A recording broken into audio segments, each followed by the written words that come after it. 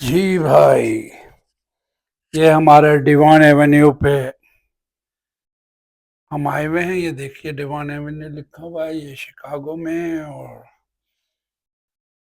यहाँ पे स्टॉप, यहाँ में पार्किंग मिली है। ये एक वेजिटेरियन रेस्टोरेंट है, इंडियन।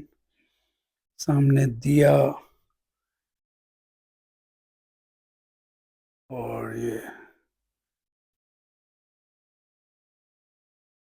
छोटा समझे इंडिया, इंडिया और पाकिस्तान है। यहाँ पे देसी लोग मिलेंगे सब, उन्हीं की गाड़ियां पार्क हुई हैं। देखिए गार्बेज कैन फुल था। हॉर्न वारन भी आपको एक दो नजर आएंगे। लोग खड़े हुए गपशप भी मारेंगे सड़कों पे। ये देखिए एक और देसी साहिल साड़ी का स्टोर है ये, बहुत बड़ा। तो मैंने कहा चलें शेयर करते